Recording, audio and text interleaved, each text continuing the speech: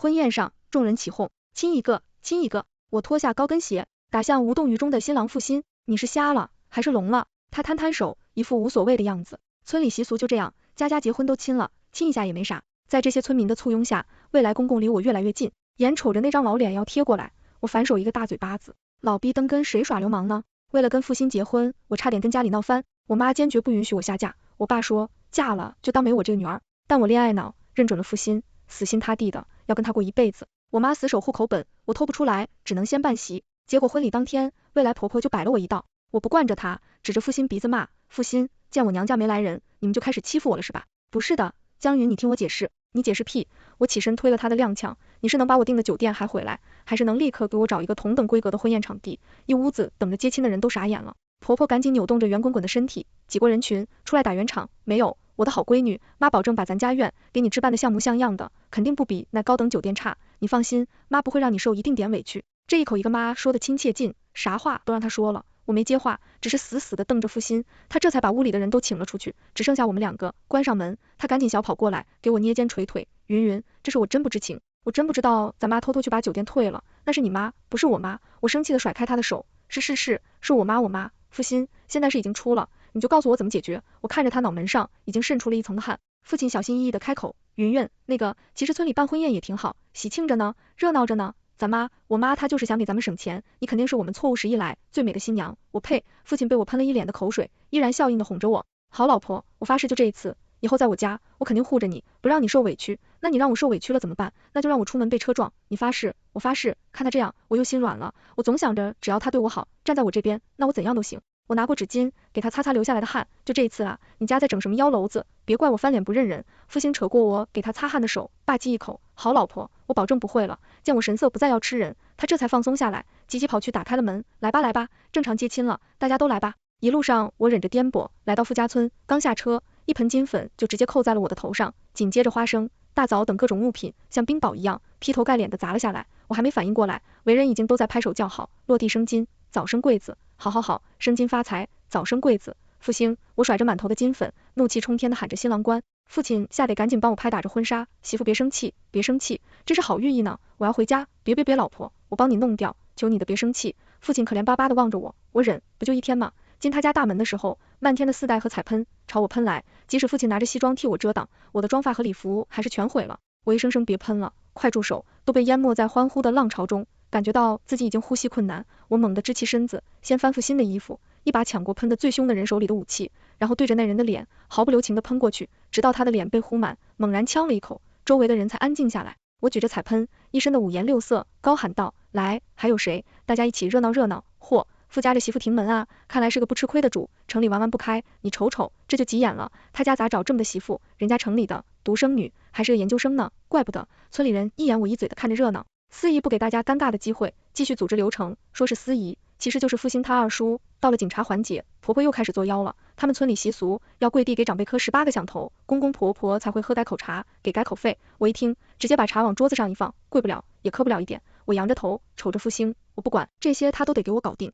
父亲赶紧俯下身劝说，爸妈，江云家那边没这规矩，他生下来还没跪过人呢，要不父亲用手示意了下桌上的茶，意思让他们赶紧喝了得了。江二人不动，父亲直接咣当一声跪在他们面前，吓我一跳，爸妈，我替江云行不行？我替他，竟然二老茶行不行？看着儿子这样，老母亲明显心疼了，你快起来，起来，你今算怎么回事？他妈说着，还有余光瞄了我一眼，紧接着他爸也来了一句，不跪就不跪吧，那意思还是让我敬，行，敬就敬呗。他们心疼儿子，我也心疼老公。谁知我正端的茶，准备开口的时候，一只大手突然从后面猛地按住我的头，强迫我弯下腰去。谁啊？我愤怒的正脱开，回身就把茶圈拖了出去，一杯不解气，我直接拿起桌上的茶壶，朝那人脑袋砸了过去。那人嬉皮笑脸的侧身一躲，没打着。嘿嘿，你干什么？我指着他大骂，然后压着怒火看向复兴，这会谁呀？他什么意思？刚才还起哄的人们消停了，开始对我指指点点。从他们的表情我看得出来，所有人都觉得我在小题大做，复兴可能也觉得有点挂不住面了，没有像往常一样挡在我面前。人家跟你闹着玩呢，咱们结婚，大家都高兴，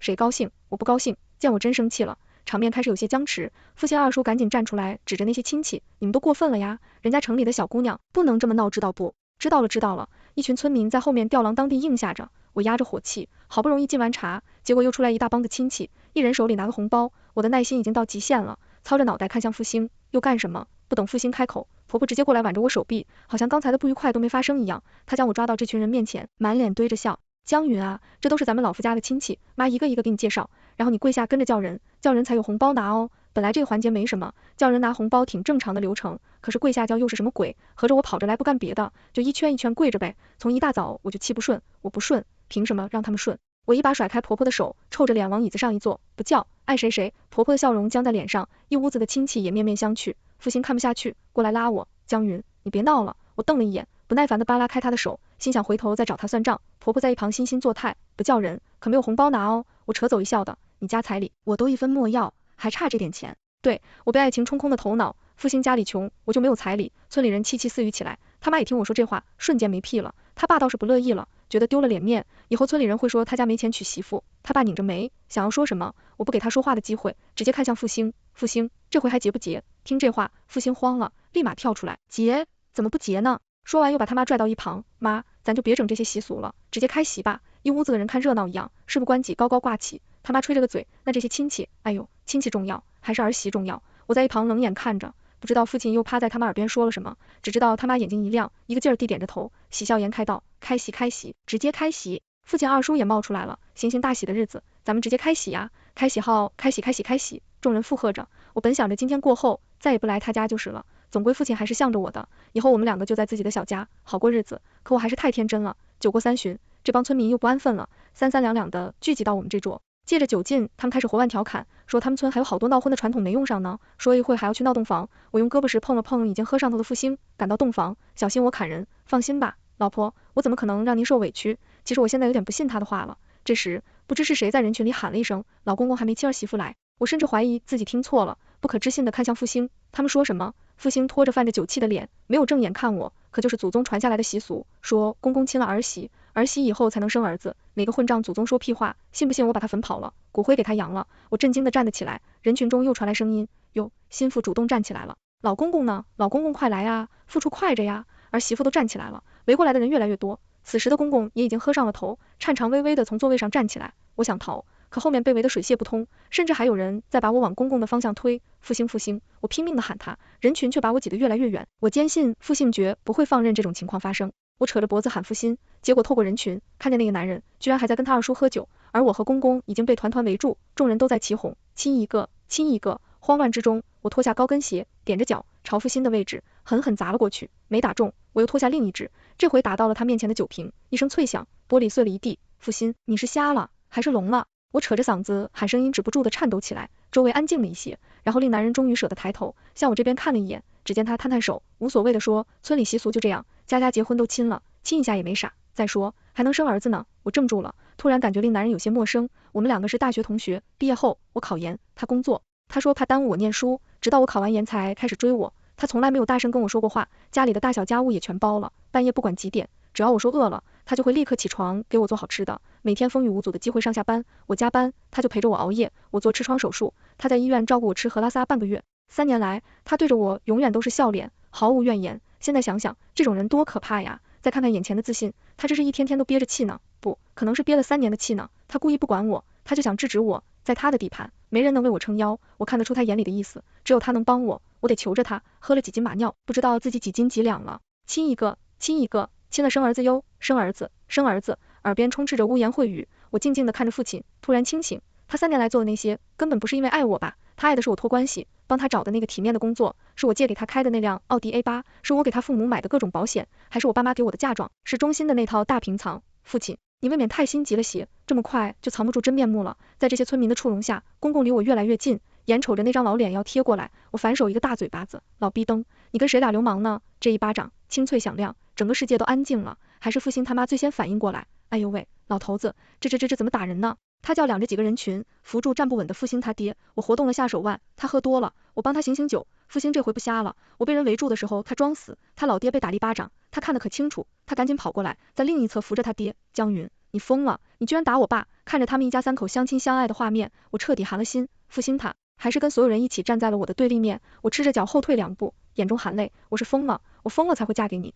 我要跟你离婚。其实本来也没领证，天知道我此刻有多庆幸没有领证，感谢我亲妈。一听到离婚，父亲眼里明显闪过一丝慌张，但他没有像以前一样贱兮兮的过来哄我，而是站在原地定定的看着我。他抿着嘴巴，江云，你想好了？我心如死灰的望着对面这个陌生的男人，他笃定了我今年29岁，不敢轻易分手。他知道我现在在这个偏僻的村子，只有他可以依靠，他想让我服衣自软，有利于今后对我的拿捏。做梦，我摘下结婚戒指，扔到酒杯里，我的语气平缓而坚定。没成想，父亲他妈先急了，这大喜的日子，说啥离婚呢？紧接着，所有人开始帮腔，也没啥大事情，不至于呀。那副叔还挨了一巴掌呢，就是哪有媳妇打公公的道理。父亲，快哄哄你媳妇，快去哄啥哄，女人就不能惯着。这帮人看热闹，不嫌事大，还在拱火。复兴沉默了半天，最后说了一句，江云，只要你给我爸道歉，这事就算过去了，我对你还和之前一样好。我真的气笑了，我的天，复兴你要点脸行吗？给你的盘子，还真当自己是盘菜了。江云，你不要太过分，我过分，我孤身一人嫁过来，你们家就这么欺负我，你就这么看着？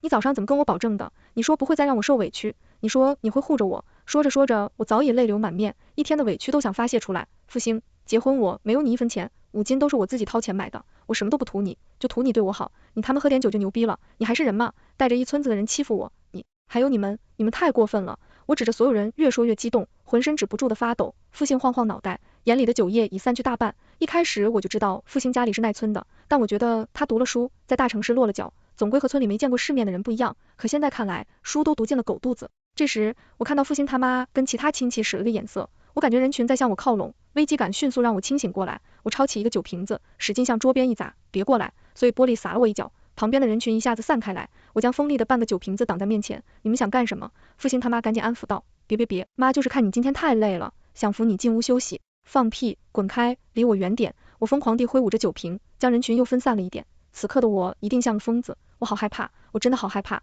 复兴已经不再是我的依靠了，谁知道这些村民会做出什么？到现在他都没有走向我的意思，反而站得更远。复兴他妈脸上的笑，现在看着有点整人。闺女啊，过了今晚，你就是我们老夫家的人了，别闹别扭了。乖乖跟妈回房去，看他妈给你们布置的洞房。他说着想上前拉我，我从桌上搂起一个盘子朝他摔去。你想干什么？哎呦，还干什么？当然是跟复兴洞房了。说着，他还捂着嘴娇羞了起来。与此同时，这帮喝多了的村民又开始躁动，闹洞房，复兴快着呀！这破落的小媳妇还不赶紧扔床上去？复兴快点，我都等不及了，闹洞房喽！我脑子里紧绷的那个弦就快断了。他们还想办完印上工不成？都什么年代了？复兴是上过大学的人，怎么可能做出这种事？他会救我的吧？会的吧？我还抱着最后一次希望，死死盯着复兴，我想回家是他想要的，祈求的语气，求你带我回家，我再求他了，我求他带我回家。然后我看见那个男人的眼中闪过一丝得意，嘴角动了动。江云，天都黑了，没有车，你觉得你要怎么走出这个村子吗？我脑袋里紧绷的那个弦断了，我只等来的这一句，我愣了2秒，哭着笑出了声。他家院里有好多人，可我却感觉只有自己一个人，孤零零的。人群又一次朝我围过来，我疯了一样，抄起身边的各种盘子和碗，向他们砸去。别过来，你们别过来！可好像我越砸，他们越兴奋。其实我的手抖的就快握不住酒瓶子了，谁能救我呢？我想爸爸妈妈了，我想回家。就在我几近绝望的时候，身后突然传来一声，江云，是我的爸爸妈妈，他们还是来了，他们来救我了。因为这桩婚事，母亲不知道多少个夜晚偷偷抹眼泪，父亲则是扬言不认我这个女儿，他们拒绝参加我的婚礼，却还是在前一天偷偷买的机票。结果飞机晚点，到了村子之后，我就给爸妈发了定位，让他们不要着急，路上注意安全，夜里的山路不好走。可他们还是赶到了，从机场到这里要6个小时。听到那个声音，我猛然回头，眼泪开始决堤。爸妈带着舅舅、舅妈还有表哥赶来参加我的婚礼了。我爸不知道这里发生了什么，他只看到他的女儿正光的脚站在地上，一群人对他指手画脚，腹围还有一滴的碎瓷片。别动，乖女儿，爸爸来了。说着，我爸便大步跑向我，我妈的眼泪也一下子涌出来，紧跟在我爸后面小跑着。这一瞬间，我所有的坚强都被击溃，酒瓶子也掉在了地上。我就像孩子一样，乖乖站在原地，张开双手，泣不成声。爸，我爸一把将我横抱起来，我感觉自己活过来了。他嘴里不断的重复着爸爸来了，听得出他的声音有些哽咽。我妈则是一边流着泪，一边小心翼翼的帮我清理脚上残留的玻璃渣。我像受了天大的委屈一样，在我爸怀里嚎啕大哭。爸爸在呢，云不哭，我隔着满眼的泪水，还是看见我爸红的眼眶。在我记忆中，我爸从来没哭过，被又亲家来了，怎么没提前跟我们说，好去接你们哟？说着，他就那只身子想来跟我妈套近乎，别碰我，谁是你亲家？一向温柔似水的老妈，居然使劲拍到了复兴他妈的胖手，同时祖母妈的嘴也没闲着，你们要不要脸？一群人欺负一个小姑娘啊！复兴呢？不是你求着让我把闺女嫁给你的时候了，这时候倒是当缩头乌龟了。复兴这才几个人群，小跑过来，妈，啪！我妈狠狠地甩了复兴一个耳光。我第一次看我妈动手打人，谁是你妈？你对我女儿做了什么？父亲挨了一巴掌，连个屁都不敢放，他妈气得跳脚，也被他给拦下了。我妈恨得牙痒痒，指着一院子的人，你们都谁动我女儿了啊？村民们一听，开始纷纷抱怨，哎呦，你这女儿啊猛着嘞，我们可啥也没干，就是她还拿水壶砸我呢，就看你女儿打人了，傅叔还被她打了一巴掌，你说这叫什么事？这大喜的日子干啥呢？这是。我妈听到我没受欺负，面色缓和不少，那是我们赶来的及时，才没让你们欺负了我女儿，这回没人吱声了，因为这是事实，在今后的日子里，这天晚上的情景就像噩梦一样缠绕着我，我不敢想，如果爸妈没来会发生什么，我真的不敢想。傅兴照红的脸，支支吾吾吾的，不敢直视我妈的眼睛。啊，阿姨，今天就是江云，她不习惯我们这儿的习俗，闹别扭闹，怪我。我猛地把头从我爸的脖梗处探出来，一抽一抽的说，放屁，你们是耍流氓，不要脸，他们可是差点犯罪，一句轻描淡写的习俗就想带过去。我妈看我委屈样，赶紧拍着我的背安抚，没事没事，不哭，跟妈回家。舅舅和我爸对视了一眼，意思是说让我爸沉住气，不要动手，他们人多势众，血都喝了酒，而我们只有这几个人，闹大了肯定要吃亏。我爸了然于胸，抱着我转身就走，我妈和舅妈紧随其后。傅兴一家急了，别急着走啊，亲家，留下喝杯酒也好啊。村里的人见状也开始往前涌，这咋还把新娘子带走了呢？这新婚夜新娘子可不能走啊，要在家里过夜的。就是啊，我们还没闹洞房呢。我大学见识不妙，一把从兜里掏出警官证，干什么？聚众闹事是吧？表哥也在旁边虚张声势，手往村口一直道，外面可都是来参加婚礼的警察，你们想进去喝茶？这回他们怕了，不敢再往前了。其实本来也不关他们的事，这些村民才不会管着吃力不讨好的闲事，真正着急的只有傅兴一家。傅兴他妈到现在还一脸谄媚，冲着我招手，那个江云啊，过2天让傅兴去接你，回来妈给你包饺子吃。说完还转过身安抚大伙，没事，心腹就是想家呢，回去待2天，大家都散了吧。佩服啊，这俩都挺可怕，不是这个村子的人都好可怕，他们丝毫不觉得这些闹婚的习俗有什么不妥，觉得那是理所当然，所有人都一副无所谓的样子，如此愚昧又如此可悲。我看向傅兴，他一直盯着我，眼里的懊悔和惶恐不像装的，但没用了，他让我受委屈了，他会出门被车撞的。我收回恨恨的目光，看向爸爸，他的头发已经白了大半，可抱着我的双臂是如此有力，步伐也依然沉沦。爸妈，对不起，小声的说完，我便把头埋进爸爸的脖梗，不知道他们有没有听见。第2天一早，傅兴就跪在我家门口，他又变回了以前的那个傅兴，好像婚礼当天的那个不是他。江云，我错了，我真的错了，我昨天就是喝多了，爸妈，对不起，我发誓以后再也不喝酒了。江云，对不起，我该死，你打死我吧，我真的再也不会了。我妈实在听不下去，一把打开了门，滚滚滚，大清早别在我家门口嚎丧。我妈是知名大学的教授，一向知书达理，温柔贤淑，我从未见过她这一面，还挺可爱。路过的邻居都被我妈吓了一跳，林老师，您这是？我妈要饭的，你说穿的人模狗样的，居然跑来要饭。邻居看了眼梨花带雨的傅兴道，那我家昨晚还剩了2馒头。傅兴还是要脸的，站起身走了。第2天他又来了，这回不是来认错的，我家门被敲得咣咣作响。江云，你什么意思？咱俩的私事你为什么要闹到公司？我被开除了，是不是你要老板开除我的？看看这人川剧变脸，应该让他去，都不需要道具。这回开门的是我爸，是我让开除你的，有什么问题？傅兴一见我爸，头低了下去，声音也小了不少。叔叔，您这是不是有点公报私仇了啊？我爸来了兴致，你当初怎么进这家公司的？还不是江云求着我给了你一个职位，你自己多大本事，心里没点数吗？我要真想公报私仇，你们村的人一个都跑不了，知道吗？你该庆幸那晚我女儿没真出什么事。傅兴懵了，他今天才知道，他进的那家公司只是我家集团旗下的一个子公司。我当初骗他说有朋友在里面当领导，让他去试试。傅兴只知道我家有钱，但不知道多有钱，也不知道有多少钱。还好他不知道，傅兴没再来了。因为我爸把傅兴的照片给了小区门口的保安室，说这人有精神病，不能放进来。然后傅兴就开始了对我的电话轰炸，我拉黑一个号，他就换一个号，烦死了。我现在真想的当初的自己2个大嘴巴子，真是猪油猛热心，狗屎忽略眼，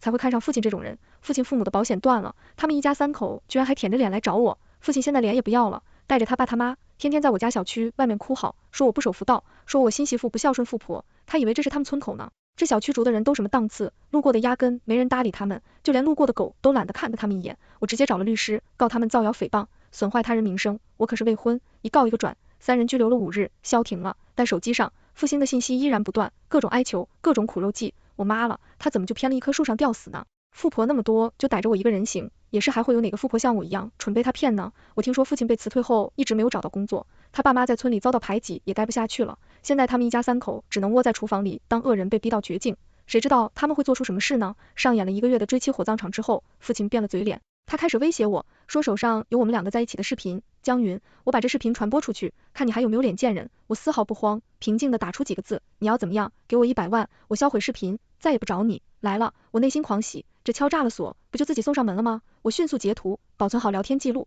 傅兴，你的书真的白读了，你知道自己正走在怎样的一条道路上吗？我不再心软，那你要当着我的面销毁视频。我发过去不到半秒，傅兴就回复了，好。他他巴不得再见我一面吧，因为他贪啊，100万怎么够？3天后，我来到了复兴说的咖啡店，远远的我就看到角落里那个落魄的身影，复兴戴着我给他买的巴黎世家的黑色棒球帽，身上那件灰色的帽衫，则是去年我从国外回来给他戴的。这几天我不断给他营造出我害怕视频流出的假象，我求他千万别把视频传播出去，这样他才会属于防范，觉得我为了明姐不敢报警，他肯定的疑坏了，以为我终于求着他了。就让他再得意最后一次吧。我在他对面坐下，复兴狐狸的瞅了瞅周围，我淡定喝一口咖啡，都凉了，放心吧，没人，这可是关我的清白，我哪敢报警，谅你也不敢，我要是有什么事，你的视频照样会流出去。说着复兴又压了压帽眼，他瘦了不少，胡子拉碴的越看越恶心。我拿出手机，准备给他转账，来吧，一手交钱，一手交货。对面的男人眸光紧缩，300万，看吧，他真的很贪，我哪有这么多钱啊？江云，你爸有钱，复兴恨恨地说着，都是因为你们，我才变成现在这样，这是你们应该赔我的。江云，你可害惨了我，他一边压低着嗓子怒吼，一边畏畏缩缩地观察着周围。我只觉得他可怜，行，就300万，赚了一个卡，见我答应的这么痛快，复兴眼里的贪欲越加旺盛。最后他咬咬牙，1000万，我望着他沉默不语，他有些着急，1000万，江云，咱俩一刀两断，我再也不缠着你。我看着他笑笑，卡拿来，复兴立马递过来一张卡，我假装摆弄手机，复兴如饥似渴的称钵往我照瞅，江云，你真这么有钱？看得出他还想往上加，随便他加，反正我1毛都不会给，转过去了，删视频吧。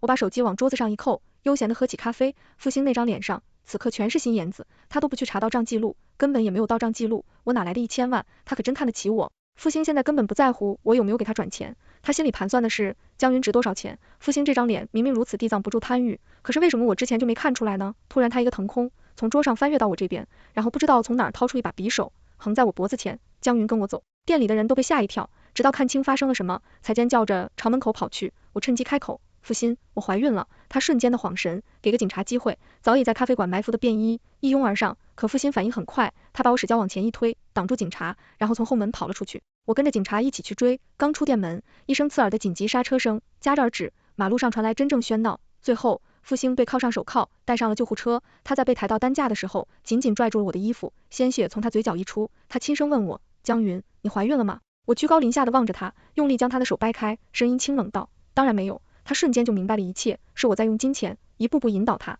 导致他生出了绑架我的念头，是我怕被他缠一辈子，所以先下手为强。其实就算父亲没有用视频威胁我，我也有把他送进去的证据，这是他自己送上来的，我当然希望他罪名越多越好，他在里面越久，我越安心。后来复兴眼中只剩下疯狂，他扯着嗓子喊，江云，你等我出来的那天，我不会让你好过的，我要杀了你，杀了你。直到救护车驶远了，我耳边还回荡着复兴的嘶吼。1周后我来到医院，复兴被靠在病床上，一看见我，他那双眼变得血红，你来干什么？老子杀了你。也难怪，复兴的2条腿粉碎性骨折，全截肢了，以后也只能跟人一打交道了。我轻笑着坐在离他很远的椅子上，来给你讲一些你不知道的事。你不仅是绑架伤人未遂，还有拍摄不雅视频、敲诈勒索、入侵他人住宅、偷盗。我将复兴的罪名一一列出来，他不敢相信地瞪着我，放屁，江宇，你别什么屎盆子都往我头上扣，脑子什么时候入侵偷盗了？我不急不慢地拿出一段监控视频给他看，画面里是他再熟悉不过的，我们曾经住在市中心的那套房子。看好了复兴，这是我家，你偷偷进来，盗走了4块手表，1套定制的西装加皮鞋，3条皮带，2双皮鞋，以及数30多件1万元左右的服装，总价值在70万元人民币哦。说我关上视频，悠悠地盯着他，你知道70万要盘多久吗？复兴傻了眼，这些不都是你买给我的吗？我只是拿走属于我的东西，这怎么成偷了？我看着天真的复兴轻笑道，属于你的，你有证据吗？我笑着从包里拿出一沓子文件，这些都是我购买这些东西的消费记录，跟你有半毛钱关系。这回复兴彻底瘫在床上，眼里透着绝望，你是故意的。我说，你怎么没有这栋房子的密码呢？江云，原来在这等着我呢。是啊，复兴，我爱你的时候你是个宝，我不爱你的时候你连个屁都不是。我站起身向门口走去。对了，你父母已经比你早一步进去了。什么？你对我爸妈做了什么？复兴一脸阴狠。我能做什么？只不过警察搜你出租屋的时候，他们正在里面数钱的，我那些东西还真挺值钱。江宇，你别走，我要杀了你。复兴抓牙舞找到往前扑，半个身子都快跌倒地上，他恨不得下来拍死我，可他腿断了，手又被铐着，他动不了啊。我在他满是杀意的眼神中关上病房的门，一声轻松的走在医院的走廊里。复兴，这是你说的，你跟我发誓了的，要是你让我受委屈了，会出门被车撞的，你看看应验了吧？那时我也在心里发的誓，如果你让我受委屈了，我会让你100倍偿还，而现在我也做到了，全都完结。